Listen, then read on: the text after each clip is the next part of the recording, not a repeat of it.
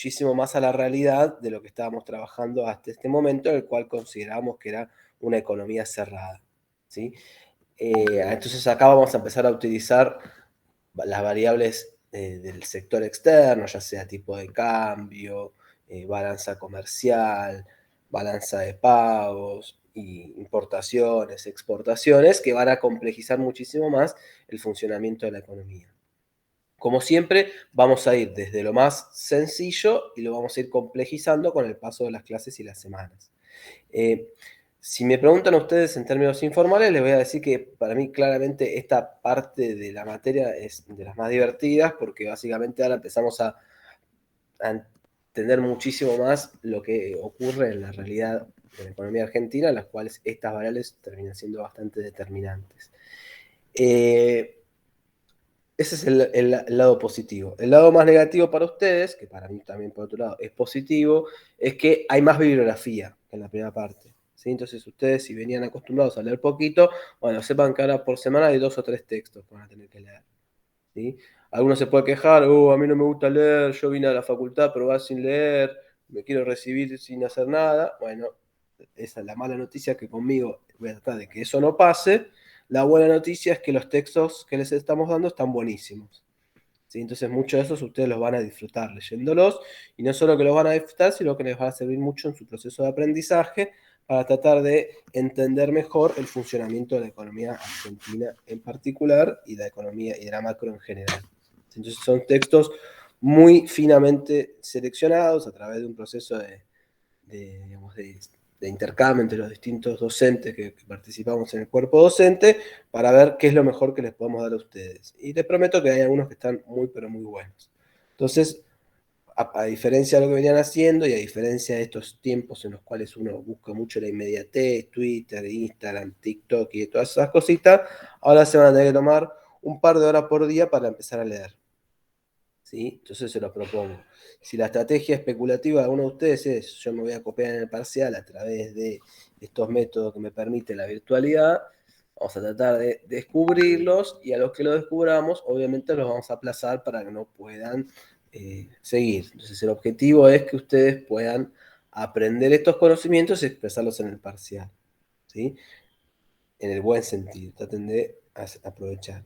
En ese sentido, las clases mías y tanto las de los ayudantes van a ser espacios en los cuales vamos a dejar ratos para que ustedes pregunten, participen, intervengan, nos cuenten lo que leyeron, participen ustedes también trayendo alguna cosa que tengan ganas de aportar y demás. Entonces, siéntanlo como algo más, un proceso de construcción más colectiva del conocimiento, y no solo que yo vengo, hablo una hora, apago la cámara y nos vamos todos y nos vemos así.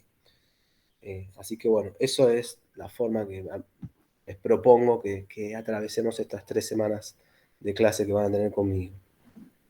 Bien, ¿hasta acá alguna cuestión? ¿Alguien quiere decir algo?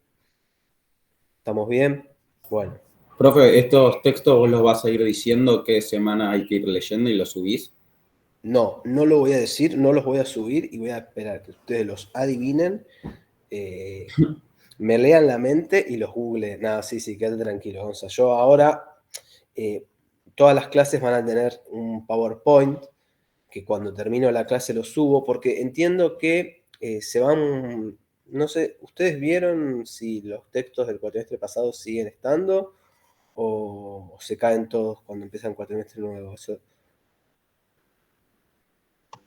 Yo no vi ningún texto en el campus, la verdad. Ok, entonces Gonza, cada vez que termina la clase, en el PowerPoint está, al principio, ahora vas a ver la primera filmina, son todos los textos de esta semana, y cuando termina la clase subo el PowerPoint y subo los textos. Y así que quédate tranquilo. Eso va a estar todo. Bien, ¿qué otra cosa? Bueno, sin más preámbulos, si les parece, arranco con la clase de hoy. Para eso les voy a compartir la pantalla.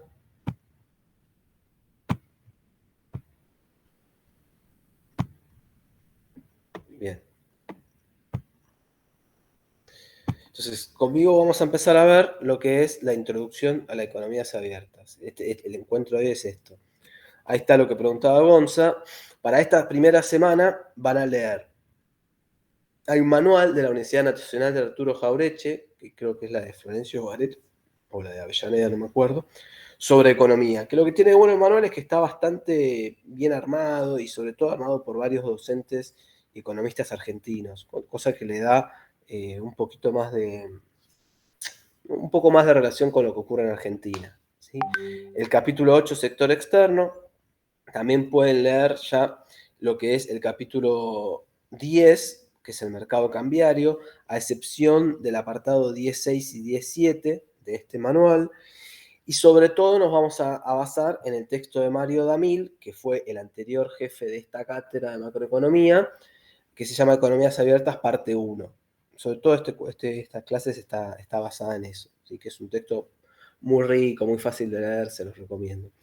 Y la joya de esta semana, que es Marcelo Diamant, El péndulo argentino hasta cuándo, que es, a mi modo de entender, uno de los textos que mejor sirve para comprender las oscilaciones periódicas que ha adoptado la economía y la política argentina en las últimas 4 o 5 décadas, ¿sí?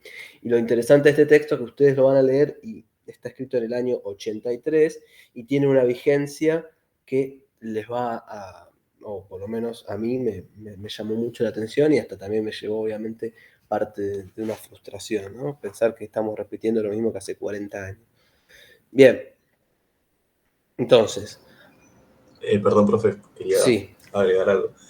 Yo leí a Marcelo Diamant y creo que era otro libro y me gustó un montón. Tipo, me parece eso que si bien los libros no eran actuales, hablaban de muchas cosas que se estaban repitiendo en la economía argentina actualmente. muy bueno.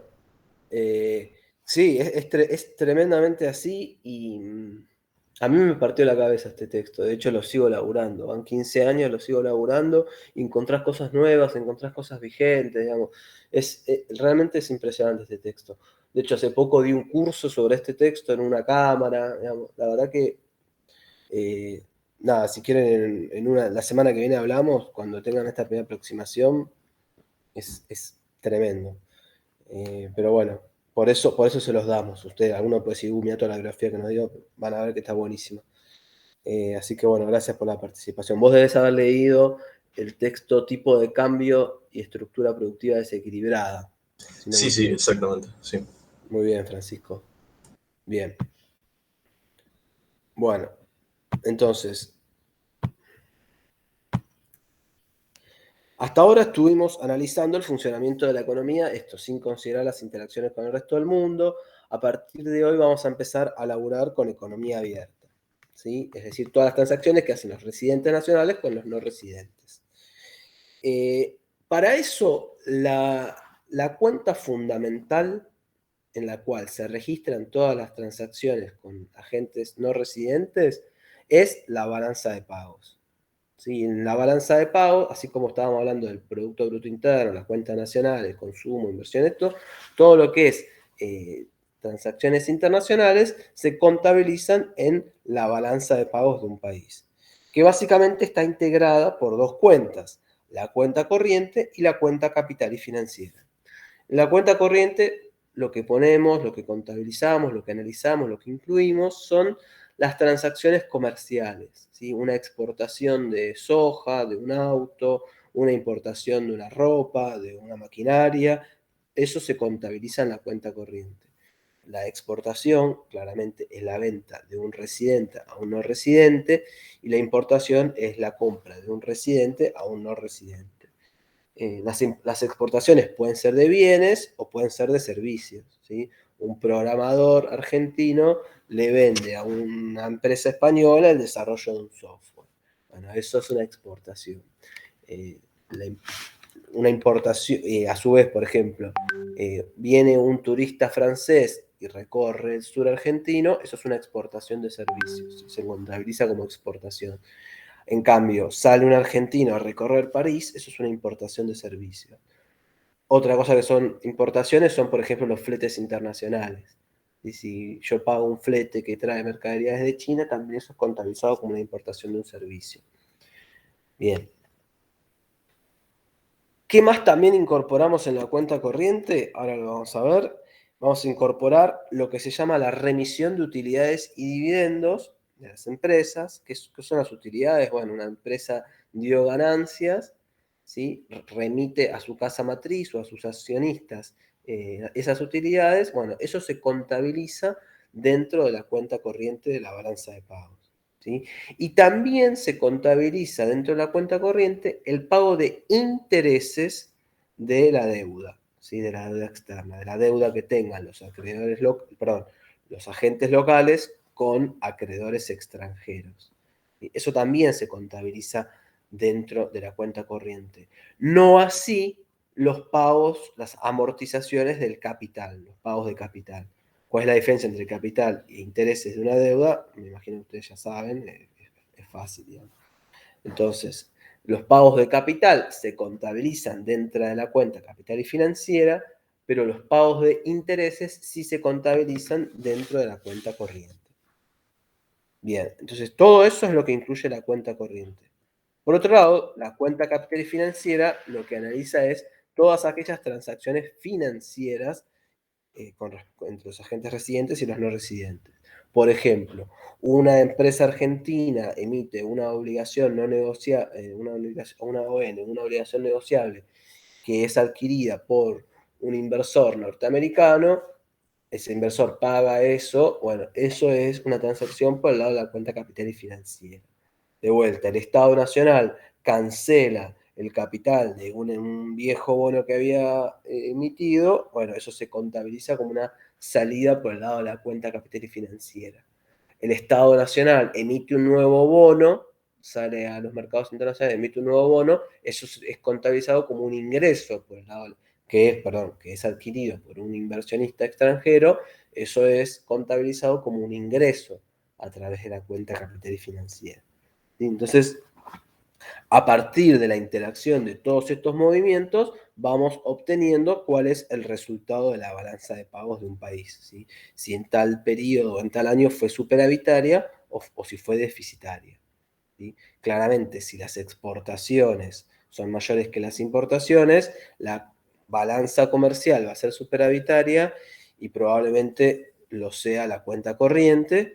Y si el ingreso de capitales por el lado de la cuenta capital financiera es mayor que el egreso, la cuenta capital financiera va a ser superavitaria. Y si no, viceversa. Bien. Bueno, esto que decía la cuenta capital financiera, se registran las transacciones de activos y pasivos financieros. El resultado de la balanza de pagos va a estar dado entonces por la cuenta corriente, cuya expresión es así: exportaciones de bienes y servicios menos importaciones de bienes y servicios, menos lo que se llama las rentas netas de factores del exterior. Y en estas rentas netas de factores del exterior lo que tenemos son, acuérdense, las utilidades y dividendos y las utilidades y dividendos y los intereses de la deuda, ¿sí? También, a ver, rentas netas de factores del exterior, esto está neteado, ¿sí? Los ingresos menos los egresos. En Argentina claramente tenemos más deuda y más empresas extranjeras acá que lo que invertimos afuera, con lo cual claramente esto es negativo en Argentina, ¿sí? Hay más salida por las rentas netas de factores del exterior que entrada. Acá también en algunos países, no, en realidad en todos lados, se contabiliza lo que se llaman las remesas de ciudadanos de nuestra nacionalidad que viven en el exterior y mandan periódicamente plata a las familias, ¿sí? Eso en algunos países centroamericanos, sobre todo, tiene un rol muy, muy importante, ¿sí? De hecho, es prácticamente el principal vía de ingresos de los países, sobre todo en El Salvador, Guatemala, en el cual hay mucha población viviendo, por ejemplo, en Estados Unidos. Toda esa plata que mandan se manda por el lado de la cuenta corriente. ¿Qué pasa? A mi señora me está diciendo algo. Bien, se manda por el lado de la cuenta corriente y se contabiliza en las rentas netas de factor exterior, ¿sí? En Argentina les diría que el principal resultado de la cuenta corriente está dado más por las expo y las impo, que tienen una muchísimo mayor volumen que lo que es las rentas netas de factor exterior, que igual históricamente siempre da negativo, ¿sí? Bien. Puntualmente, cuando hablamos de la balanza comercial, digo, a veces una cosa es el resultado de la cuenta corriente, otra cosa es el resultado de la balanza comercial. Siempre que escuchan Argentina tuvo un resultado comercial superavitario o deficitario, lo que estamos hablando es estrictamente de las exportaciones y de las importaciones, ¿sí? Dejando un poquito de lado lo que es la renta neta de factores del exterior. Bien. ¿Hasta acá me siguen todos? Sí, sí. Sí, sí. Bien, ¿alguna duda hasta acá o estamos bien? Bien. Entonces, ¿alguno me podría...? Sí. No. Alguno me podría decir, bueno, che, y Gustavo, ¿de qué dependen las exportaciones? Bueno, dependen de un montón de factores, un montón de variables, ¿sí? Tradicionalmente de cómo se insertó históricamente un país en la división internacional del trabajo, digamos, en el comercio global, cómo se insertó, cómo son sus recursos naturales, su dotación de factores, si tiene más comparativamente más tierra, más capital, más trabajo, etcétera, etcétera. Todo eso va a determinar, si lo analizamos bien desde el punto de vista de la macroeconomía, la evolución de las exportaciones va a depender de estas tres variables que vamos a operacionalizar acá, ¿sí?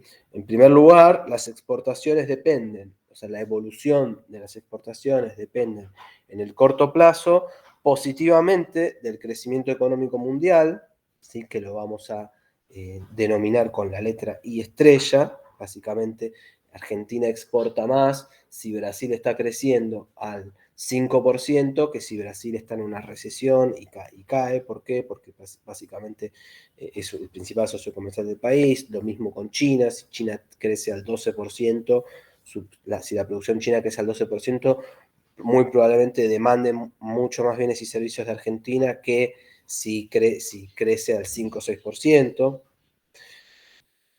También depende positivamente del nivel de tipo de cambio, y ahora vamos a ver bien qué es el nivel de tipo de cambio, básicamente es el dólar, para decirlo mal y pronto. ¿Qué significa esto? Que a mayor dólar, más barata es la producción argentina en términos relativos, en términos comparativos con el resto del mundo, en pesos, con lo cual más competitiva y más conveniente es comprar la producción argentina, ¿sí? Y en viceversa, si cae el tipo de cambio, o sea, si se encarece la Argentina en términos internacionales con el dólar, entonces va a haber menos exportaciones porque no va a dejar de ser tan barata.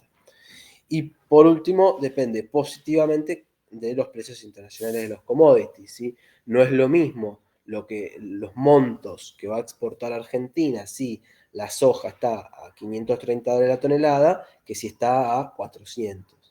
Entonces van a ingresar más dólares por el lado de la cuenta corriente si los precios internacionales de lo que Argentina tradicionalmente exporta es más alto que lo que nosotros tradicionalmente importamos. Bien, insisto, si alguno tiene alguna duda me va interrumpiendo, ¿sí? A mí no me quedó claro la parte del tipo de cambio, por qué afecta positivamente si es mayor.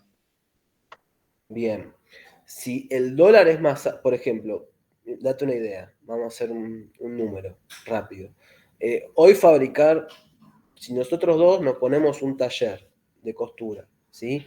Y hacemos una tela, la cortamos y hacemos una remera, ponele que tengamos, no sé, gastemos 500 pesos de tela y 500 pesos, 300 pesos de confección y todo el resto lo metemos en una bolsa, 200 pesos, entonces hacer una remera nos cuesta 1000 pesos, ¿sí? Con el dólar al oficial al 100, esos 1000 pesos son $10. Si el día de mañana, suponete, el dólar pasa a 200 pesos, la remera en términos internacionales que antes valía $10, ahora vale $5, ¿sí? Por más que después un poquito suba el costo de la costura y de la tela, ¿sí? Eso no importa. Ceteris paribus, si sube el dólar, el producto argentino en dólares se abarata. Entonces, aquellos productos que estaban más o menos en el margen, mirá, a $10 al uruguayo no le convenía traerlo de China que estaba a $6. Bueno, pero en algún momento, quizás cuando se devalúa tanto, hay producciones que se vuelve conveniente salir a exportar, ¿sí? Entonces, la remera a $5 ya al productor, al comerciante uruguayo ya le conviene comprar. Y de hecho esto se verifica, porque hay veces que el comercio, no sé si ustedes habrán leído las noticias, hasta el 2017 los mendocinos iban a comprar a Chile en tours de compras porque el dólar estaba muy barato. Después de todo el quilombo cambiario que hubo, que empezó en abril del 2018, ahora están al revés. Los tours de compra van desde Chile a Mendoza porque está más barato en Argentina. ¿Sí? Ahí quedó un poco más claro, compañero. Sí, sí, gracias. No, por favor. Bien, cuando yo dije que el tipo de cambio era mal y pronto lo que podíamos hablar del dólar, bueno, ¿qué es el tipo de cambio? Primero tenemos que diferenciar lo que es el tipo de cambio nominal, nominativamente. Es la relación nominativa, si se quiere, entre el valor de la moneda nacional y la divisa. ¿Sí? En nuestro caso, dado que estamos en la zona de influencia del dólar, en general siempre se habla del dólar, ¿sí? El dólar estadounidense. Si estuviésemos, por ejemplo, en Albania, probablemente la divisa sería el euro. Si estuviésemos en Singapur, probablemente sea o el yen o el yuan, no importa. Bien, entonces es la relación nominal. ¿Qué significa nominal? Bueno, 100 pesos por dólar en el oficial, 200 pesos por dólar en el blue, 180 pesos en el MEP, y así sucesivamente, 165 pesos en solidario. Bien. Ahora, uno de ustedes puede decir, bueno, pero nominalmente a mí está bien, sí, 100 pesos, 200, mucho no me dice. ¿Sí? Porque ponele que sube 100% el dólar. Espérame que se sumó un compañero. Ahora vamos a hacer bullying porque se sumó tarde. Agus, te quedaste dormido o dormida. ¿Sí? Decí la verdad. No, Agus, estás en la cama, lo tuyo es impresentable. Se te prendió la cámara, Agus. Tus compañeros están cagando de risa. Mira, a Franco le explotaron los rulos cuando vio toda esta escena. Es impresionante lo tuyo. Se caga de risa. Agus pregunta, ¿sos hincha de Racing o de Independiente? O de otros. De Tigre. Del matador de Victoria. Con este no se jode. Así que no se jode. Bueno, zafaste, Agus. Si no, te íbamos a ir a visitar con Juan Francisco, ¿sabes qué? El susto que te ibas a pegar. Bien, zafaste, Agus. Para la próxima te tenés que poner el despertador 9 menos 5, ¿sí? Bien. Y el tipo de cambio real. Entonces, cuando nosotros hablamos de exportaciones y de esto de competitividad cambiaria y si la producción argentina está barata o está cara, más que el tipo de cambio nominal, a nosotros lo que nos sirve es utilizar el tipo de cambio real, que lo que incorpora al análisis no es solamente 100 pesos por dólar, sino también algún tipo de relación de precios entre la economía argentina y la economía internacional. ¿Sí? Ahora que esto va a quedar un poquito más claro cuando lo veamos más concretamente. Fíjense, ¿qué es entonces el tipo de cambio real? Esto es la verdadera medida de la competitividad cambiaria de la economía. ¿Qué es la competitividad cambiaria? Es si la producción argentina, en términos macroeconómicos, está barata o está cara en términos internacionales. Eso es la competitividad cambiaria. ¿Y cómo se mide? Y se mide a través del tipo de cambio real. ¿Sí? Esto en el texto de Damil van a ver un apartado puntual que va a explicar muy pedagógicamente todo lo que es el tipo de cambio real, por eso los invito a que cuando hoy ya mismo lo empiecen a leer, pero básicamente la fórmula para calcular el tipo de cambio real es el tipo de cambio nominal en el numerador por los precios internacionales, ¿sí? Una canasta básica, si quiere, de bienes y servicios que esté evaluada no sé, en Estados Unidos o alguna canasta de varios socios comerciales, ¿sí?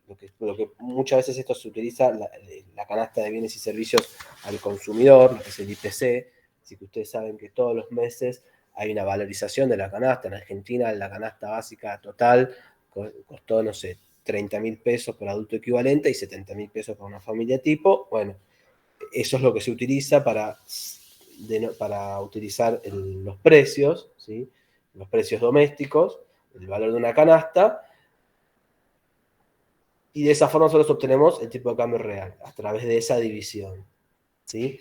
Las unidades a ver, el tipo de cambio nominal está en pesos por dólar, 100 pesos por dólar, ¿sí? La canasta internacional va a estar en dólar y la canasta doméstica va a estar en pesos, con lo cual van a ver que se tacha, y el tipo de cambio real queda sin unidad. Básicamente es un número índice, que lo que sirve es para comparar una evolución en el tiempo. Bueno, en Argentina el tipo de cambio real hoy es 10% más bajo de lo que era hace un año, ¿sí? Es 50% más alto que era durante la convertibilidad, ¿sí? Es una medida de competitividad relativa en el tiempo, que permite saber si la competitividad de la producción argentina sube o baja. ¿Bien? ¿Está relacionado de alguna manera con el dólar paridad de poder adquisitivo, el Sí, PPP? señor, sí, exacto. Lo que dice el dólar paridad por poder adquisitivo básicamente es agarrar las distintas canastas, ¿sí? Ver cuánto vale un dólar en cada país, ¿sí? Porque no vale lo mismo un dólar en Nueva York que un dólar en La Paz, Bolivia, que un dólar en Buenos Aires, ¿sí? El dólar PPP lo que hace es tratar de eso, tratar de sacar el poder adquisitivo de eso. Y para eso se utiliza un método distinto, si quieren después, para la clase que viene lo vemos bien, sobre cómo calcularlo, ¿sí? Entonces muchas veces se habla, bueno, Argentina tiene PBI per cápita en dólares por paridad de poder adquisitivo de tanto, ¿sí? Porque una cosa es el dólar nominal y otra cosa es el dólar paridad de poder adquisitivo. Te voy a decir, bueno, mirá, Argentina tiene un PBI per cápita de 100, Bolivia de 80 y Estados Unidos de 300, pero cuando lo agarrás por paridad de poder adquisitivo, un dólar en Bolivia vale más que en Estados Unidos, con lo cual esa diferencia se achica. Está relativamente relacionado, pero no es estrictamente esto, ¿sí? El tipo de cambio real es esto. A ver, fíjense, ¿para qué nos sirve saber el tipo de cambio real? Bueno, porque si, por ejemplo, el día de mañana en Argentina, y ustedes que vivieron la economía argentina en los últimos 3 años, esto lo van a tener súper claro, si el dólar sube 10% y probablemente los precios domésticos algo suban, ¿sí? Suponete un 5%. Con lo cual, la mejora de la competitividad cambiaria de la economía argentina no es 10%, es 10% dividido 5%, es 2, ¿entienden? Es la mitad de lo que sería. Porque tradicionalmente los precios internacionales están fijos. Si la inflación internacional, digamos, sube, no sé, en Estados Unidos ahora está un poco alta, está creo que 5 o 6%, en Brasil creo que ya está en el 11%, digo, pero claramente es más baja que en Argentina. Entonces la podemos considerar, sin irnos muy, muy lejos, como fija, los precios internacionales. Entonces lo que estamos diciendo es que la suba del tipo de cambio nominal no es totalmente equivalente a la suba del tipo de cambio real. ¿Por qué? Porque ustedes ya saben que estas dos variables están interrelacionadas entre sí. ¿Sí? Pero bueno, de esa forma tenemos una visión más clara de cómo evoluciona esto. De hecho, fíjense, acá tenemos, en este gráfico, a continuación, lo que van a ver es, con la línea gris, verdecita punteada, el tipo de cambio nominal oficial, o sea, básicamente el valor del dólar estadounidense oficial, ¿sí? En el eje izquierdo, como fíjense cómo en los últimos 6-7 años fue subiendo sistemáticamente, con algunos saltitos hacia fines del 2015, y bueno, y después de la crisis cambiaria desatada en abril del 2018, como eso fue subiendo. Ahora, cuando analizamos el tipo de cambio real, y la dinámica no es tan lineal. ¿Por qué? De hecho, fíjense, entre junio del 2014 y diciembre del 2015, el tipo de cambio nominal subía un poquitito y el tipo de cambio real bajaba. ¿Quién puede darme la respuesta de por qué pasó esto?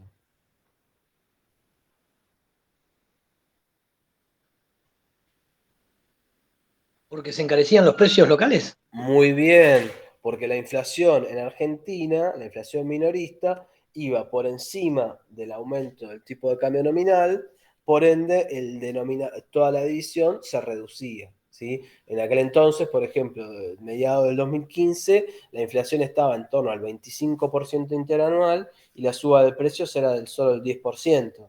Entonces el tipo de cambio real se estaba reduciendo, ¿sí? ¿sí? ¿Eso qué significa? La economía argentina estaba perdiendo competitividad cambiaria, ¿sí? Fíjense, el tipo de cambio real, que es la gráfica derecha, está expresado en el eje derecho, ¿sí? Y está expresado básicamente como un número índice, ¿sí? No tiene unidad esto. El número índice es la relación que está fijado 100 en diciembre del 2015, ¿sí? Entonces, comparado con diciembre del 2015, 2 meses antes tenías un 20% menos de competitividad cambiaria. Acuérdense que en aquel entonces pasamos de un dólar de 9 a 15, cuando fue la unificación cambiaria, cuando asume el gobierno de Macri, ¿sí? Después pasamos de 15, fíjense esta devaluación que pasaste más o menos de un dólar de 9 a 15, y después estuvo relativamente estabilizado, ¿sí? 15, 16, 17, 18, pero con una inflación en ascenso, ¿sí? Acuérdense que en el 2016 la inflación llegó a estar en el 45%, ¿sí? Después se fue desacelerando la suba del dólar, se fue desacelerando la inflación, ¿sí? Se estabilizó en un tipo de cambio real en torno a ponerle al 90, comparado con el 100 de diciembre del 2015. Y después, acuérdense, cuando se desata la corrida cambiaria en abril del 2018, el dólar pasa de 20 a 23, 25, 28, 32, 35, 38, 45, 55 y así. Bueno, ahí sí, ya el tipo de cambio real pega saltos, ¿sí? Y fíjense, pegó un salto fuerte hasta acá, que llegó a 40, después el gobierno Macri con el acuerdo del Fondo Monetario Internacional, digamos, logró contenerlo en torno a 40, 6 meses, fíjense que es esto antes de las elecciones, le diría, y cae el tipo de cambio real porque básicamente ahí lo que actúan son los precios, suben más los precios domésticos, con lo cual se pierde competitividad cambiaria, ¿sí? Se dispara de vuelta el dólar, se dispara el tipo de cambio real. Se tranquiliza el dólar, se aprecia el tipo de cambio real, ¿sí? O sea que la inflación la podemos ver en el tipo de cambio real cuando va a la baja, cuando hay una inflación más alta de lo que se Claro, evalúa. Sí. exacto, sí, sí, ahí te corregiste y me gusta más lo que dijiste, esto último. Lo que estoy de acuerdo, la inflación en realidad también puede estar acá, digamos. Acá había inflaciones, acá había una inflación acelerándose, ¿sí? El tema es que, como bien decís vos, lo que ves en el tipo de cambio real cuando esto baja es que la inflación es más alta que la suba de la cotización nominal del dólar, ¿sí? Eso es lo que ves. Acá lo que ves, el dólar pegó un salto de 6 a 8, de 6, no sé, de 9 a 15, eso pegó un salto en un mes y medio, ¡pac!, saltito, y después se te acelera la inflación, ¿sí? Pero sí, está bien lo que decís vos. Lo que ves, las variaciones en el tipo de cambio real, lo que reflejan es las distintas velocidades de cambio del dólar y la inflación. ¿Ahí quedó más claro, compañero? Sí, se entendió, gracias. No, por favor. Bien, hablemos un segundo de los distintos tipos de regímenes cambiarios que existen en Argentina y en el mundo en general, ¿sí? En primer lugar, hay regímenes de tipo cambiario fijo. Por ejemplo, lo que acá fue la convertibilidad. En los 90, yo creo que la gran mayoría de ustedes no existía para ese entonces, si no me equivoco, porque debe estar todo rondando los 19, 20 años, la mayoría, perdón. Pero básicamente ahí estaba establecido por una ley en la cual el Banco Central tenía que auspiciar como una caja de conversión que garantizaba el 1 a 1, una paridad nominal. Si había un exceso, por ejemplo, si en tal día, mes, semana o año había más demanda de dólares que oferta al 1 a 1, bueno, el Banco Central tenía que salir a vender dólares para defender la paridad.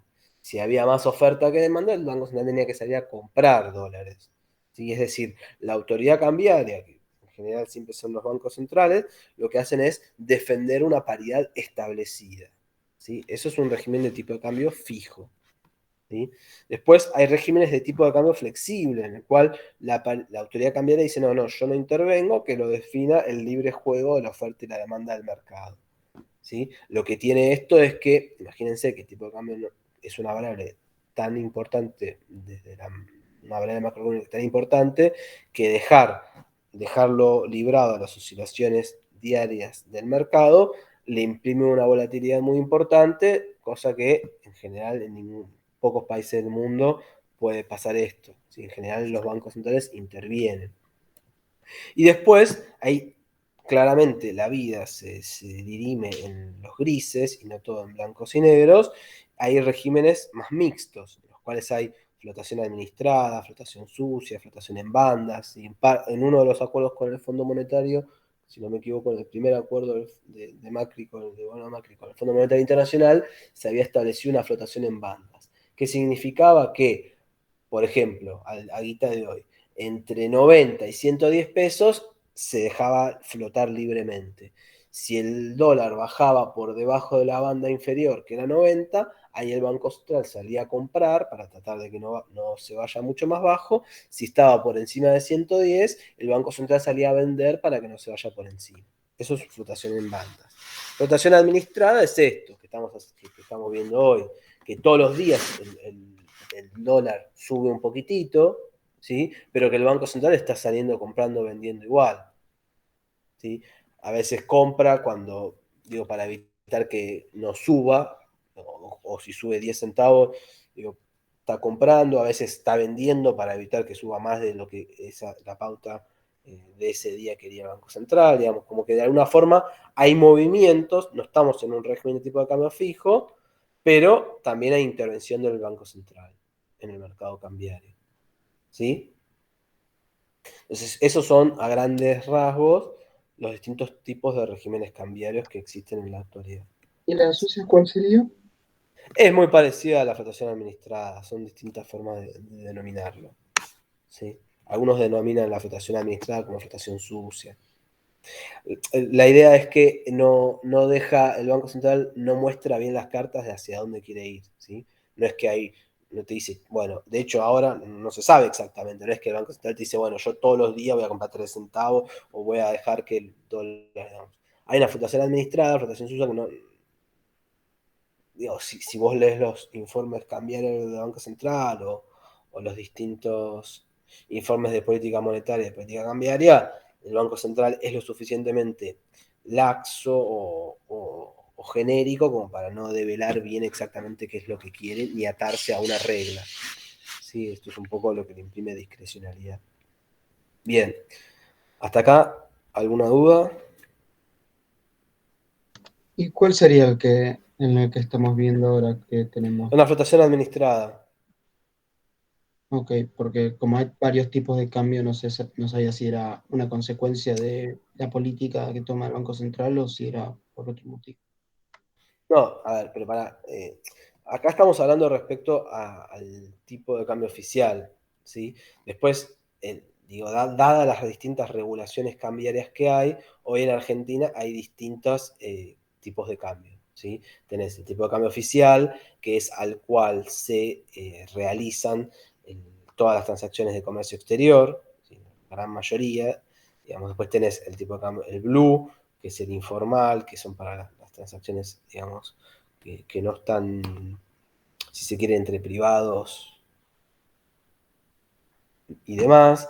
Después tenés lo que es el dólar bolsa, que es para, por ejemplo, si una empresa quiere remitir utilidades y dividendos, probablemente no le deje el Banco Central acceder al mercado al oficial, entonces lo que hace es, a través de una operatoria de compra-venta de bonos en pesos y en dólares, lo que hace es terminar sacando al exterior a un precio más alto, ¿sí? Pero eso es fruto de las regulaciones del Banco Central.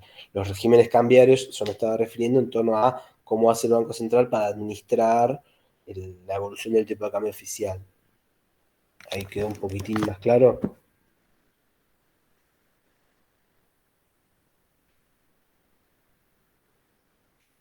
Me parece que el compañero se fue a hacer un mate. No, sí, quedó claro, gracias. No, por favor. Bien. A ver, y si ustedes me preguntan, che, ¿cómo funciona el mercado cambiario? Bueno, el mercado cambiario fue un poco que funciona como el resto de los mercados, ¿sí? En el cual tenemos un precio, que en este caso es el tipo de cambio nominal, tenemos cantidades intercambiadas todos los días y tenemos una oferta y una demanda, ¿sí?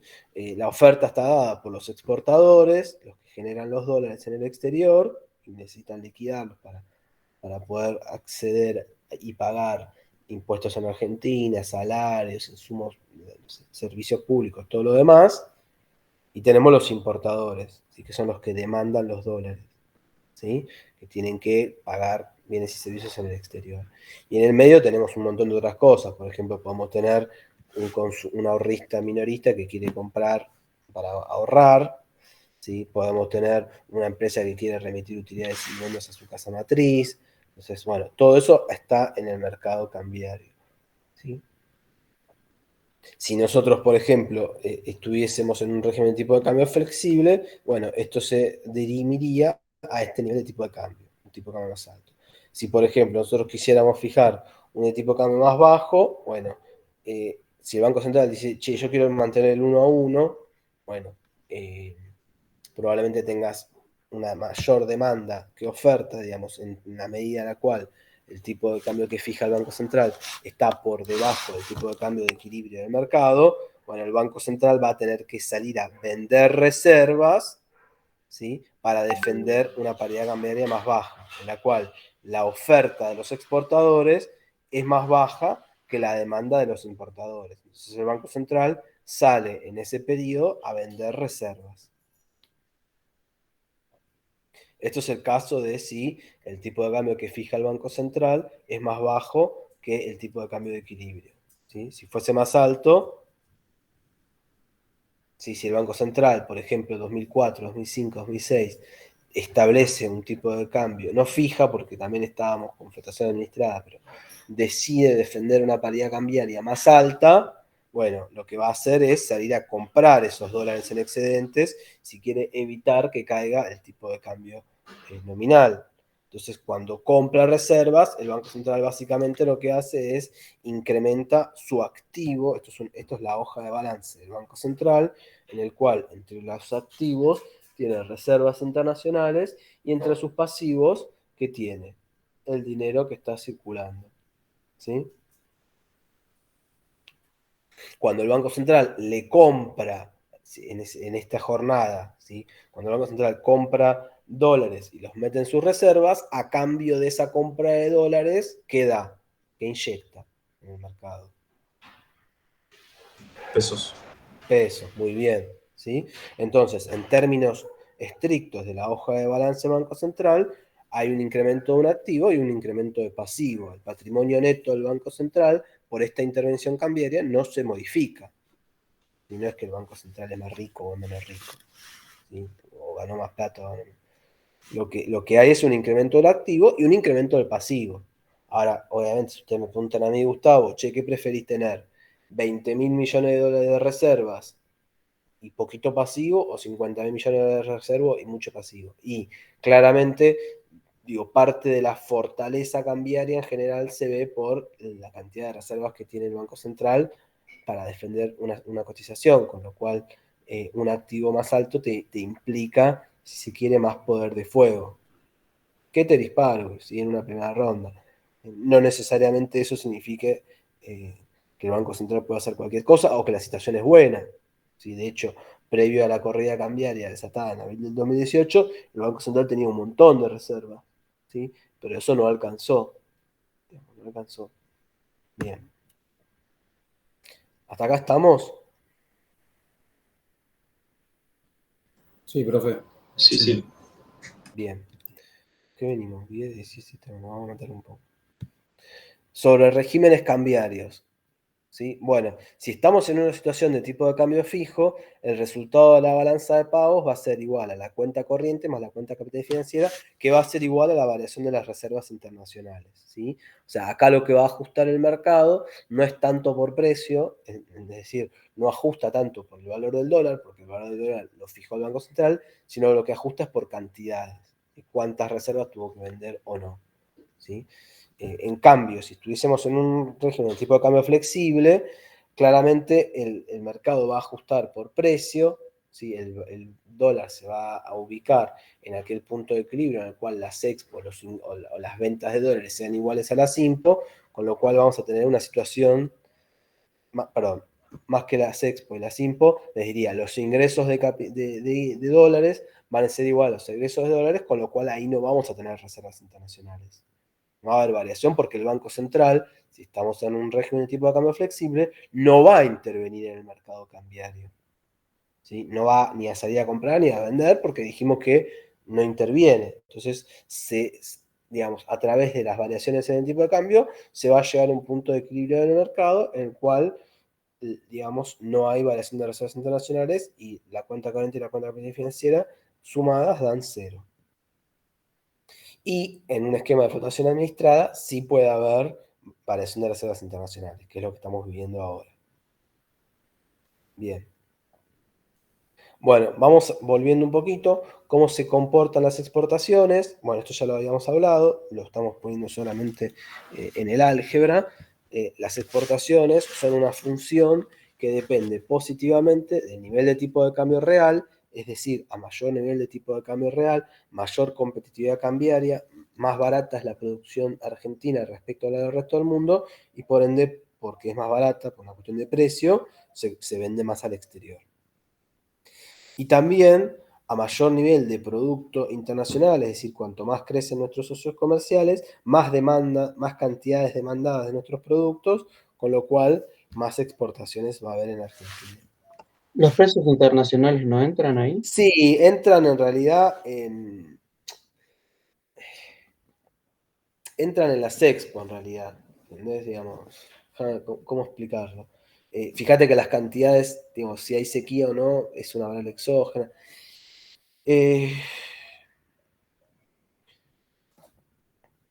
A ver, no se lo utiliza en la notación los precios porque no es, en realidad, a ver cómo explicarlo.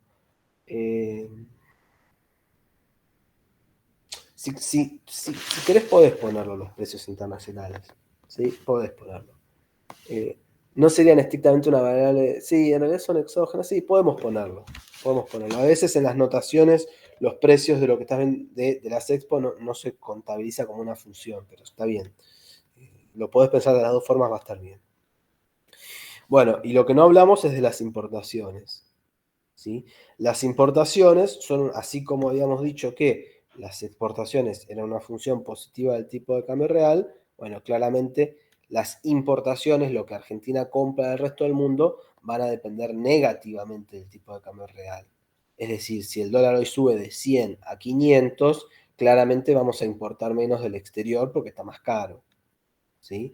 Entonces, las importaciones tienen una relación negativa respecto del tipo de cambio real, por este efecto precio se encarece la producción extranjera respecto a la producción argentina y por eso tenemos menos importaciones y hay una relación positiva de las importaciones respecto a el PBI de Argentina, fíjense, el nivel de ingreso de Argentina, no ya del resto del mundo. Y fíjense que acá no está la I estrella, sino la I. ¿Qué significa eso? Que cuanto más alto es el PBI de Argentina, más vamos a necesitar de bienes y servicios importados. ¿Por qué? Bueno, por muchísimos factores distintos. Por ejemplo, si crece el PBI, probablemente esté creciendo el consumo y buena parte de los bienes de consumo son importados. ¿Sí? Electrónica se fabrica en China, etc. Si crece el PBI, probablemente esté creciendo la inversión productiva y como los bienes de capital, las maquinarias, suelen ser fabricadas en los países desarrollados o en China, bueno, digamos, para yo poder fabricar más, tengo que importar una maquinaria más moderna, más nueva, bueno, eso tracciona positivamente las importaciones. Si crece el PBI, probablemente la gente tenga más plata, haya más turismo emisivo al exterior y importemos más servicios turísticos. Y así sucesivamente. Si crece el PBI, probablemente haya más demanda de combustibles y energía que se termina resolviendo a través de importaciones desde el exterior. ¿Sí? Con lo cual, acá lo que vemos es que las importaciones dependen positivamente del PBI, ¿sí? Que va a ser una de las grandes cuestiones que explican, les diría, muy buena parte de la problemática macroeconómica que Argentina experimenta en el último siglo, si me atrevo a decir, y eso es lo que está bastante bien analizado en el texto de Diamond, básicamente lo que llama la restricción externa, ¿sí? Ahora vamos a ver un poquito sobre eso. Eso tiene que ver con, creo que yo lo vi en Historia Económica, también con los términos de intercambio. Muy bien. A ver si lo Argentina. tengo acá. Bueno, esa es la clase que viene, te me adelantaste un poco, pero estás bien lo que estás diciendo. Y la clase que viene vamos a ver estrictamente qué son los términos de intercambio comercial. Les anticipo a ustedes, igual esto lo vamos a ver bien en la clase que viene, los términos del intercambio comercial es la relación de precios entre lo que Argentina exporta y lo que Argentina importa. ¿Sí? Los precios internacionales. ¿Sí? Entonces, ahora, por ejemplo, los términos de intercambio son muy favorables para Argentina. ¿Por qué? Porque los precios de la soja, del maíz, del girasol, del trigo, del petróleo, de las cosas que nosotros tradicionalmente exportamos, subieron más en este último año de lo que subieron los precios de las maquinarias, los bienes de consumo y demás. ¿Sí? Que igual subieron, también les anticipo. Entonces, como subieron más los precios de lo que nosotros exportamos que lo que subieron los precios que nosotros importamos, nuestros términos del intercambio comercial son más favorables. Pero igual eso lo vamos a ver en la clase que viene. Bien, si nosotros graficamos, acuérdense el modelo keynesiano simple que habían visto con Gonzalo en la primera parte, nosotros ahora esta clase y la que viene lo vamos a reconstruir, ¿sí? Que estaba la cruz keynesiana. Nosotros poníamos en el eje horizontal el nivel de PBI y en el eje vertical poníamos el consumo, la inversión y el gasto público. No sé si se acuerdan, si alguno tiene el cuaderno, lo repasa de más atrás. Pero bueno, ahora vamos a ver, vamos a construir lo mismo para el sector externo de Argentina. ¿Sí? Lo que tenemos es que en el eje horizontal está el PBI de Argentina, el nivel de ingreso, y en el eje vertical vamos a poner las exportaciones y las importaciones. ¿Sí? Las exportaciones, fíjense que están fijas, están en un X0, en un nivel determinado. ¿Qué significa eso? Que tal y cual lo venimos modelizando en esta primera parte, las exportaciones no tienen una relación con el nivel de producto doméstico, ¿sí? Porque habíamos dicho que dependían del nivel de producto internacional y del tipo de cambio real. De esas dos cosas habíamos dicho que dependían más atrás, ¿sí? Fíjense. Tipo de cambio real y del nivel de producto internacional. No dependen del nivel de PBI doméstico. Esto es una primera modelización que vamos a usar para economías abiertas, ¿sí? Después esto lo vamos a ir complejizando con el transcurso de las semanas. Esto tiene muchos supuestos simplificadores que no sirven para hoy entender de lleno la complejidad del funcionamiento actual, pero sí sirven para tener ir pedagógicamente explicándoles e incorporándoles estos conceptos de a poco, ¿sí? Ahora, fíjense que las importaciones sí dependen positivamente del nivel de nivel de producto doméstico, con lo cual tienen una pendiente positiva, ¿sí? Y lo que vemos acá es que a medida que más crece el PBI, más va a incrementarse el déficit de la balanza comercial, ¿sí? Porque las importaciones van a ser cada vez más altas y las exportaciones están fijas, lo que imprime una primera complicación al crecimiento de la economía, ¿sí? Cuanto más crece la economía, más demandamos, las exportaciones son relativamente fijas al PBI, por ende tenemos un problema acá. En este punto, este va a ser el nivel de producto argentino, el nivel de PBI de Argentina, que equilibra el sector externo, ¿sí? En el cual las exportaciones son iguales a las importaciones y la balanza comercial está fija, ¿sí? Está equilibrada, perdón. Acá no hay ni más expo ni más, las expos son iguales que las impos. En todos estos puntos a la izquierda, el nivel de PBI, tenés un superávit en el sector externo. ¿Por qué? Porque las exportaciones son más altas que las importaciones, ¿sí?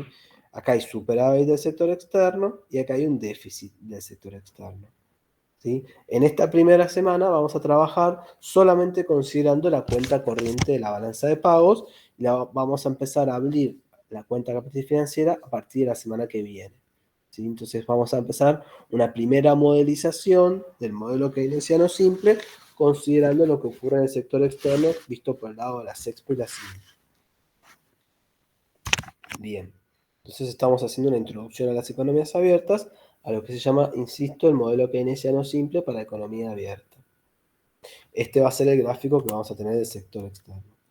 Si nosotros queremos ver algunos gráficos, algunos datos recientes de cómo evolucionó el sector externo argentino, lo que tenemos es Esto es, fíjense, la línea roja es el resultado de la balanza comercial. Acuérdense, las expo de bienes y servicios, ¿sí? La balanza comercial es las expo menos las impo. Fíjense que para el caso de los bienes ha sido superavitaria hasta el año 2015. Para el caso de los servicios, turismo, fletes, traslados y eso, en general siempre es deficitaria, ¿sí? A lo largo de desde el 2006, diría desde el 2009 en adelante, el sector externo en Argentina se ha deteriorado, ¿sí? Hasta el 2013 hubo equilibrio, una parte por el superávit de bienes que compensó el déficit de servicios. Les diría que desde el 2014 y 2015 Argentina está en déficit de su sector externo, ¿sí? Esto ya se puede actualizar porque a partir del 2019-20 esto se volvió positivo de vuelta, ¿sí? Bien. Profe, Sí. ahí tuvo mucho que ver el precio de las commodities, ¿o no? Para que esté en superávit. O sea, la balanza. Sí, sí, en una parte sí, pero no todo. Sí, no todo. De hecho, por ejemplo, vos ahora, esto retomo lo que decía el compañero de los términos de intercambio. De hecho, es un dato que si quieren, se los voy a pasar ahora. Miren, ya acá. Aprovechamos estas herramientas de la virtualidad que son espectaculares. Chusméense el informecito de comercio exterior. Ustedes están viendo mi pantalla. De intercambio comercial del INDEC.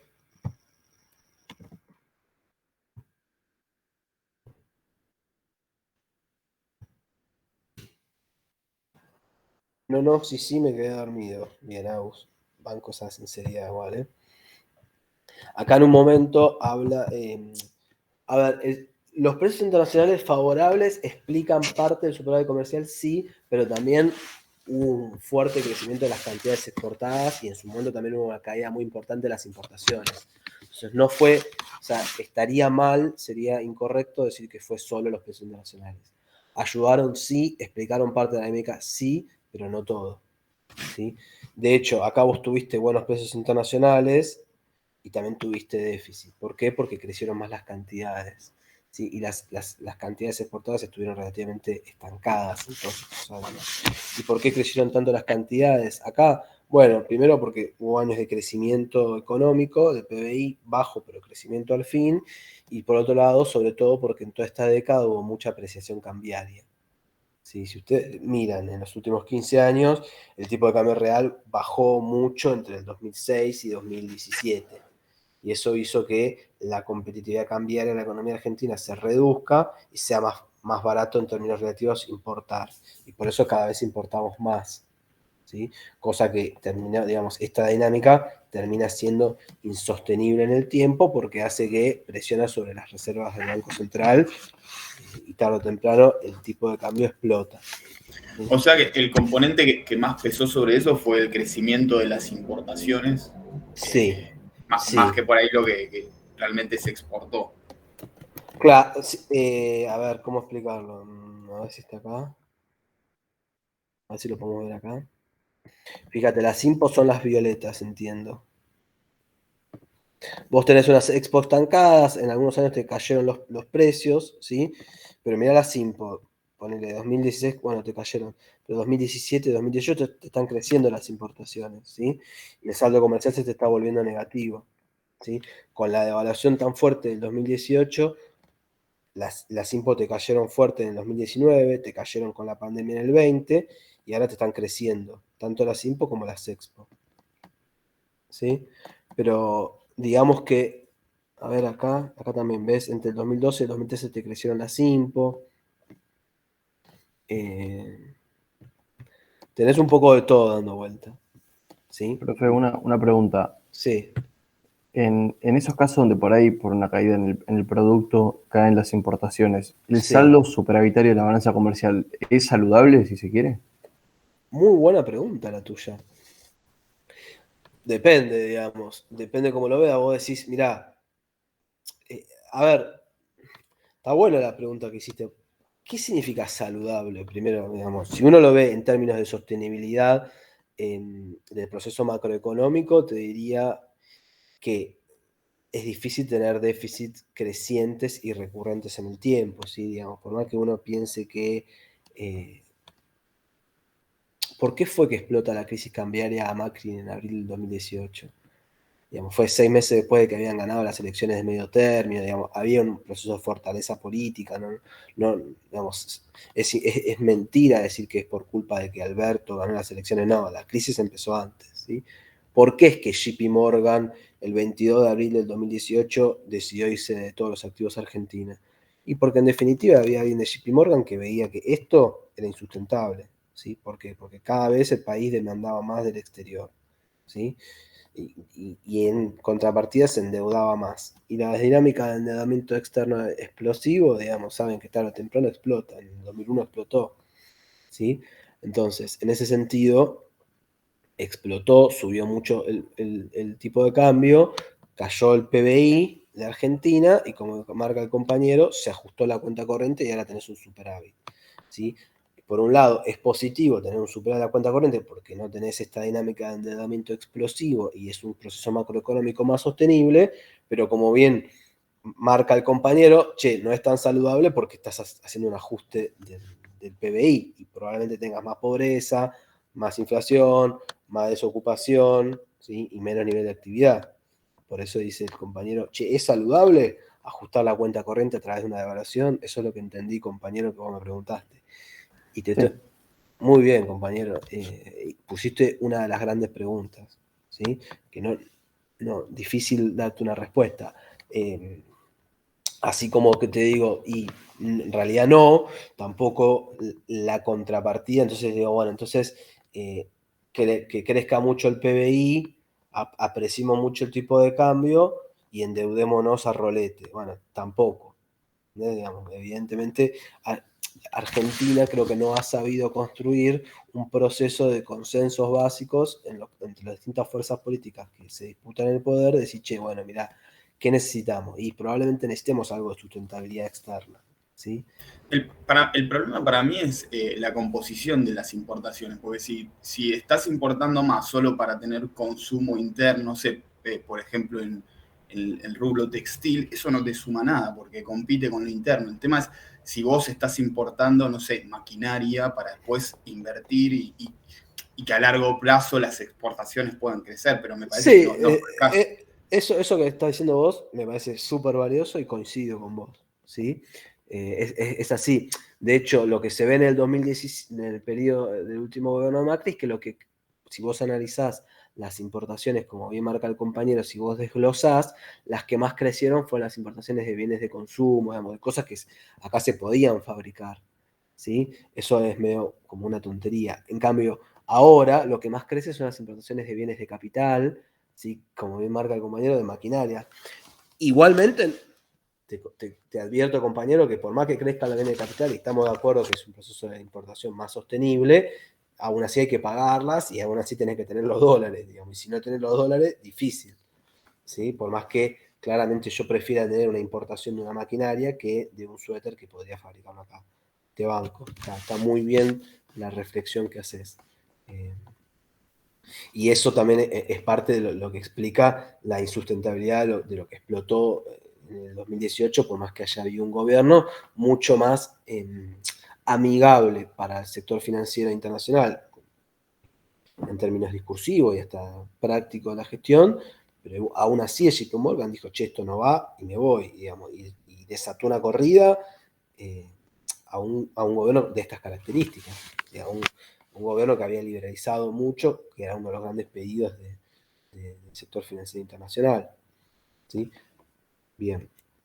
Igual todo esto lo vamos a ir viendo de a poco con el correr de las clases, ¿sí? No tratemos de ir, como diría el héroe nacional, prócer y ídolo más importante de la patria después del general San Martín, nuestro gran Mostaza Merlo, que muchos de ustedes probablemente no sepan quién es.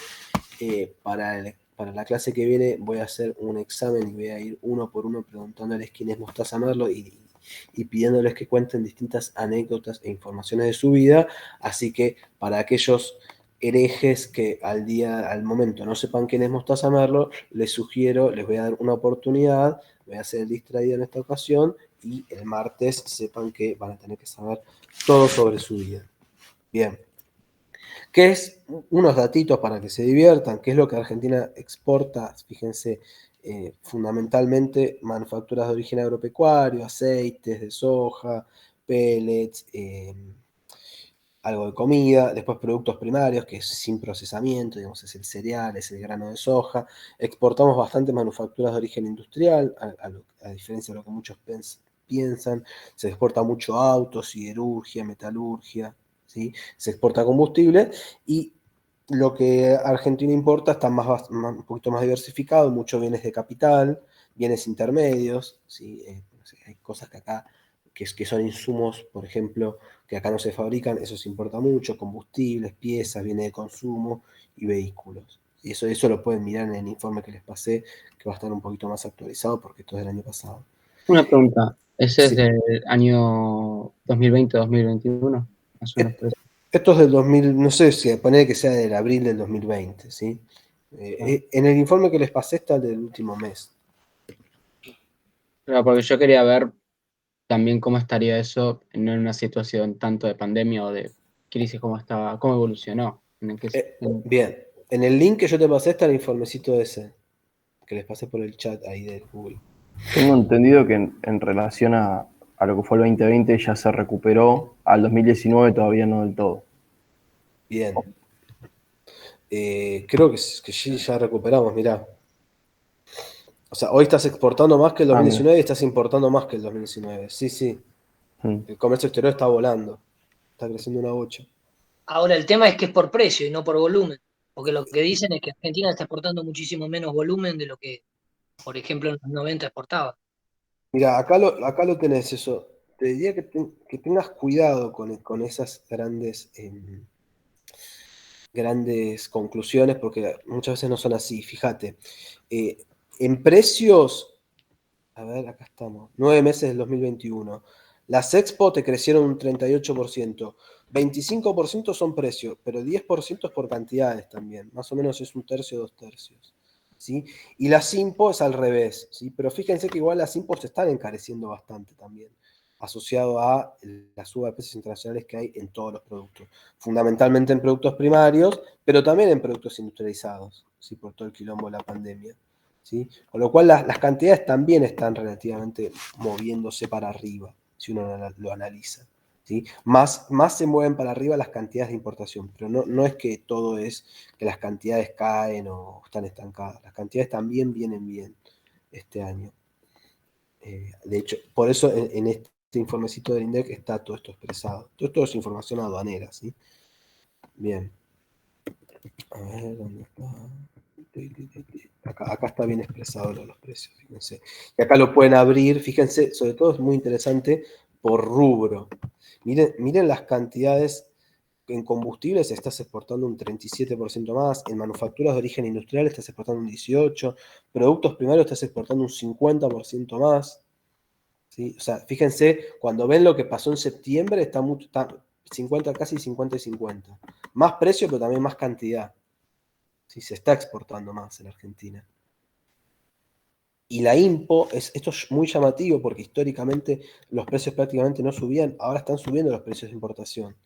¿Sí? Por ejemplo, el algodón está en los niveles más altos de mucho tiempo, ¿sí? El poliéster también, yo me especializo en la cadena textil indumentaria, los precios internacionales están subiendo y eso también te encarece las importaciones, porque el poliéster, por ejemplo, se importa, ¿sí? Y eso también, fíjense, los bienes intermedios suben mucho de precio, todo lo que es combustibles y lubricantes, petróleo y demás, también está subiendo mucho de precio en términos internacionales y eso te tracciona positivamente los precios de las IMPO, ¿sí?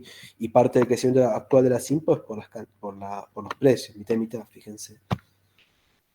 Bien. La soja también tuvo una subida bastante importante de precio. Eso también explica un poco la suba de las exportaciones. La soja la tenés acá en productos primarios. ¿Sí? Fíjense, en términos de valores, con respecto a septiembre, el interanual tenés un 100% de incremento, 106, que se explica mucho por cantidad y mucho por precio también. ¿Sí? O sea, es mucho subir el precio, pero también mucho está subiendo las cantidades. También pensemos que comparamos contra los peores niveles de la pandemia, pero sí hay un crecimiento de las expo. Insisto. Claro, posterior generalmente a alguna crisis importante, como es el caso de la pandemia, lo primero que se reactiva es el consumo de bienes primarios. Y a partir de eso hay una reactivación económica general. Si vos lo tenés tan claro, yo no lo tengo tan claro, pero bueno. No, generalmente para mí es así. Eso y el sistema financiero es como que lo primero que se reactiva. Después es como una cadena, que todo va reactivándose de a poco, pero me parece como lo esencial, me parece que va por ese lado. Bien, me encantó lo que dijo Josué, vale imitarlo, Josué. Si tasa Mostaza Moro también sumás puntos en mi parcial. Perdón, Martín, yo tengo una pequeña debilidad que es que soy un poquito enfermo de Racing, ¿sí? Todos los chistes y comentarios respecto a eso van a desviarme de la atención. Así que bueno. ¿Hoy se lo ovaciona a Becasese o...? ¿Ovaciona? No se lo ovaciona porque se ovaciona a Mostaza Merlo, al Chacho Coudet, a Diego Coca. No vamos a ovacionar a Becasese, que no nos sacó campeón.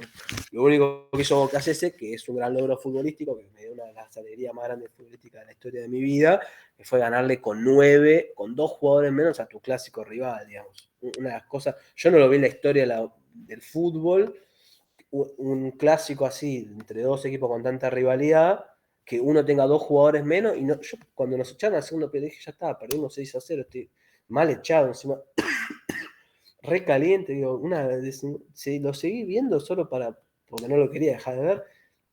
Cuando lo ganamos, fue histórico.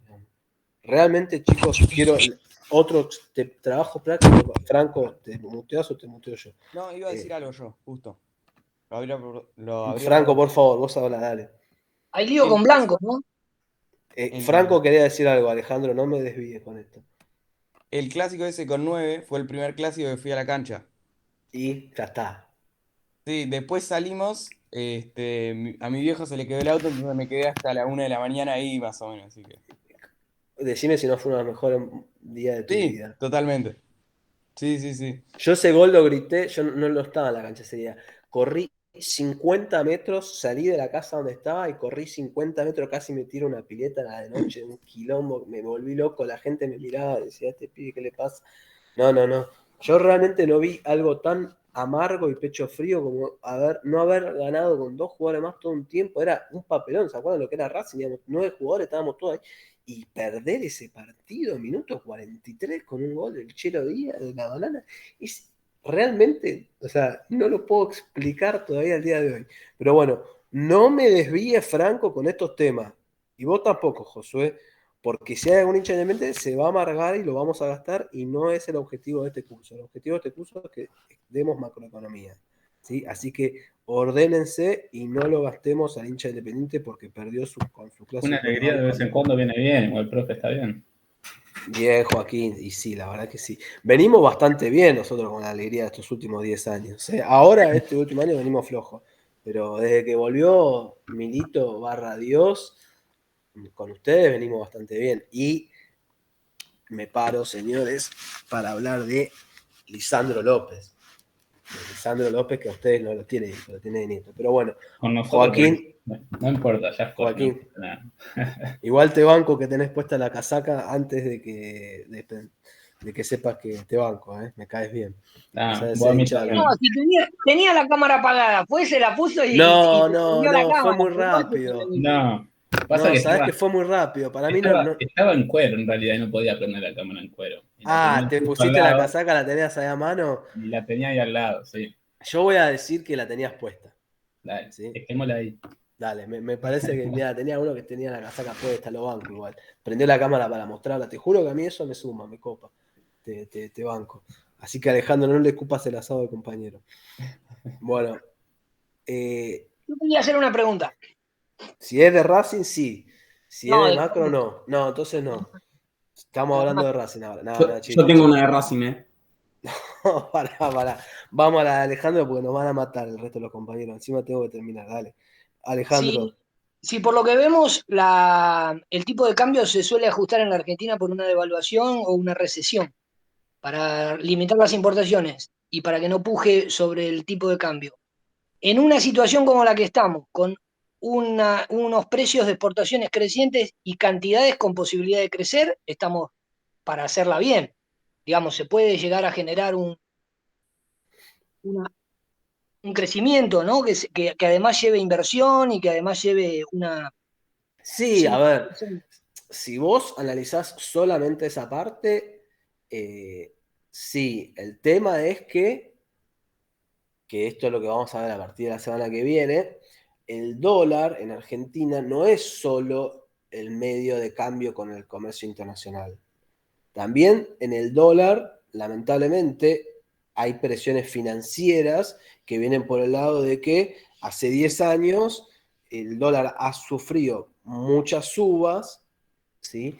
Y, bueno, y muchas veces las colocas, y la mejor forma de conservar el ahorro es a través de demandar dólares, ¿sí? Y mismo, fíjate, Alejandro, acá que no estamos teniendo en consideración los pagos de intereses de la deuda, que por la renegociación que se hizo el año pasado se postergaron para 22, 23 más fuertes, y el año que viene empiezan a caer los pagos muy, muy fuertes con el Fondo Monetario Internacional de Deuda, con lo cual quizás esos superávit comerciales tampoco te terminan alcanzando, ¿sí? Entonces, en la realidad es más compleja que si solamente nos limitamos a el resultado de la balanza comercial. Si uno ve solo el resultado de la balanza comercial, puede decir como Alejandro, che, pero pará, tan mal no estamos, ¿por qué tenemos este quilombo?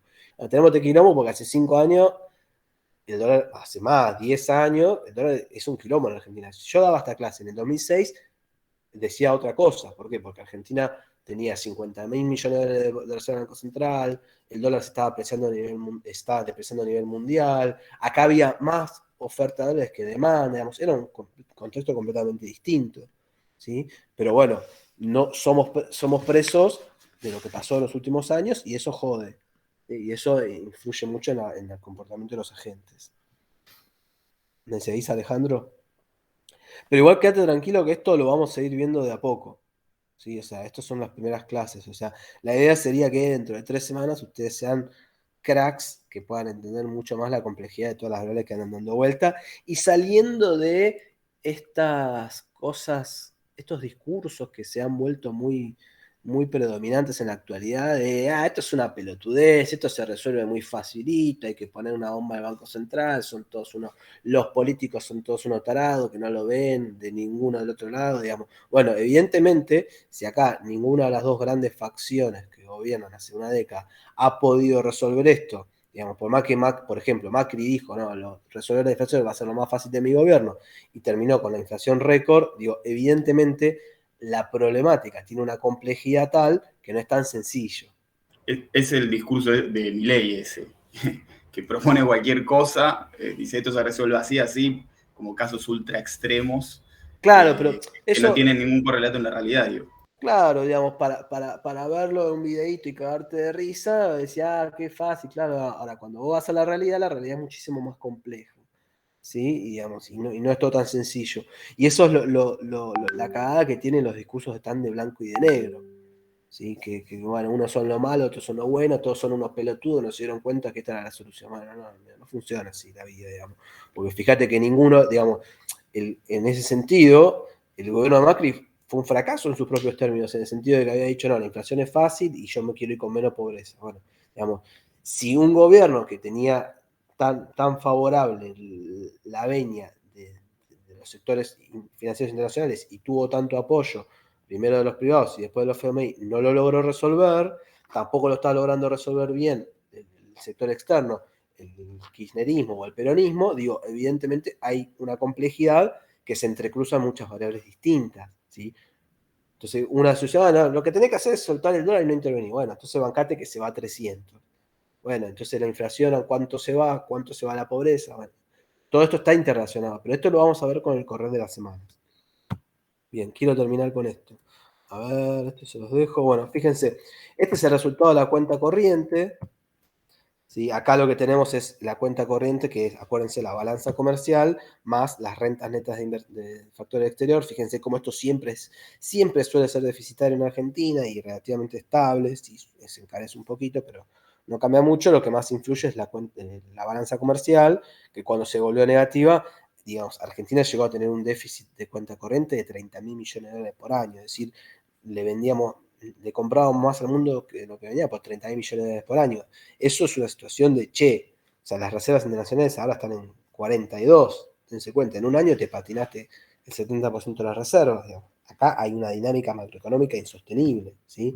Con un dólar que se fue apreciando en toda la década y el macrismo, digamos, lo profundizó, ¿sí? Y esto también hay que ser honestos, digamos. El kirchnerismo también venía con un déficit de cuenta corriente, ¿sí? Déficit que hasta el 2015 fue financiado con caída de reservas internacionales, desde el 2015 en adelante fue financiado con endeudamiento externo, ¿sí? Y nos dejó una situación muy compleja con el sector externo. Bien. Este es el déficit de la cuenta corriente expresado como porcentaje del PBI. Fíjense, el kirchnerismo con toda la administración de comercio, digamos, y con la caída de reservas, lo dejó en 2,7. La apertura comercial que realizó el gobierno anterior la llevó a 5,2, con procesos también de apreciación cambiaria fuerte, que acá coincidió el kirchnerismo con el macrismo. Eso es interesante, porque tanto en el 2015 como en el 2017 hubo apreciación cambiaria, digamos, de los dos lados del péndulo. Fíjense. 2015, Kicillof, apreciación cambiaria fenomenal previo a las elecciones, y el macrismo también tuvo apreciación cambiaria previo a las elecciones legislativas de octubre, ¿sí? Atrasar el dólar evidentemente termina siendo una estrategia electoral para bajar la inflación, ¿sí? Por eso, y para incrementar el poder adquisitivo de la población, y por eso incrementar las chances electorales. Y ahora que la brecha del nominal y el real está como tan disparada por no es el nominal y el real. No, la brecha no es entre el nominal y el real. La brecha es entre el oficial y las cotizaciones alternativas. Ojo, no te confundas. Ah, ok. Pero porque no hemos estado, por lo menos hasta donde llega el gráfico, no hemos estado en esta situación. Esto no es una brecha entre las cotizaciones oficiales y las reales, ojo, y las alternativas. Esto es mostrar el tipo de cambio oficial, el nominal, y el tipo de cambio real, cómo evolucionaron. Si no es la brecha, ojo, compañero, no te equivoques. Después, si querés, hacemos para la clase que viene uno de la brecha entre el oficial y el dólar bolsa, si querés. Una pregunta. Sí. Uno de los problemas que tenemos nosotros en cuanto a nuestras autoridades financieras no es justamente esa dependencia fuerte que poseen con respecto al poder ejecutivo, al estar, porque en la mayoría del mundo se busca que tengas un banco central independiente, pero si tenés un banco central que responda a lógicas electorales más que a lógicas macroeconómicas, ahí tenés un problema ya. Sí, igual, esto de la independencia del Banco Central es bastante relativo, digamos. Fíjate que el titular de la Fed lo pone el presidente de Estados Unidos, digamos. No, entiendo lo que decís, pero tampoco es tan así. Y de hecho, por otro lado, digamos, más allá, sacándolo del Ejecutivo, ¿no? Digamos, pensémoslo en términos un poco más filosóficos. El Banco Central es un organismo que, digamos, define una parte muy importante del funcionamiento de la economía. Con eso coincidimos, ¿sí? Tanto de la política cambiaria y la política monetaria. Entonces, el hecho de cómo funcionan las democracias. Bueno, la democracia en definitiva es que la gente va, vota, digamos, elige, gobierna, un tinte de otro, digamos, hacer completamente fuera digamos, del Ejecutivo es un gobierno votado por el pueblo. Independizar absolutamente el Banco Central, que es uno de los grandes hacedores de la política económica de un país, de lo que elige el pueblo, me parece que no es democrático, que es al revés, es completamente antidemocrático. Entonces, en ese sentido, tampoco como, bueno, o digámoslo, yo no quiero que el banco, no quiero que la política económica, que los dos grandes resortes de la política macroeconómica, son la monetaria y la cambiaria, esté bajo poder popular. No quiero que esté influido por la democracia, porque yo entiendo que la gente es una pelotuda y vota como el orto, entonces yo quiero que el Banco Central tenga una política independiente. Bueno, qué sé yo. No, pero yo entiendo que siempre va a haber una dependencia del Banco Central al Poder Ejecutivo en todas las partes del mundo, pero no es la misma la que tenemos acá que la que existe en otros países. ¿Conoces analizaste el caso de otros países para hacer esa afirmación? Y en Estados Unidos es más independiente, por ejemplo. Ajá. Obviamente no es un ejemplo, no es un caso. Analizaste el caso de los comparable. países latinoamericanos, digamos. Realmente. No, eso no. Por eso lo que me Ok. refiero es. ¿Y en Estados Unidos, analizaste el caso de Estados Unidos en profundidad? No me refiero que tenga un análisis profundo de la situación, pero es por lo que yo tengo entendido que sucede. ¿Y Por de los dónde lo cursos de tenés economía entendido? porque en economía el año pasado básicamente lo que vimos es que se busca que haya una separación, que haya una autonomía de parte del Banco Central, que eso es lo que vimos, que se busca que sea un organismo autárquico. Por eso lo pregunto desde ese lado. Sí, igual como diseño de instituciones me parece que sí tiene que ver eso, porque por ejemplo si lo comparamos con los jueces de la Corte Suprema no son elegidos por presidente, porque es una metiz muy específica, digamos, no cualquiera sabe cómo manejar la economía de un país, cuál es la política monetaria o las medidas que haya que tomar, eso tiene que ser un experto y no sé, me parece, yo estoy más con el compañero, cuanto más autónoma mejor, que pueda hacer su propio juego. Sí, digamos, lo podemos discutir, no tengo una posición del todo tomada. Tampoco me parece que está bueno casarse con eso. Chicos, tengo que cortar ya porque me tengo que ir a una reunión, perdón. Subo el PowerPoint hoy a la tarde y la bibliografía, sí, y la seguimos. Nos vemos el martes y todas estas cosas suman. Así que gracias por intervenir a todos los que participaron hoy. Gracias.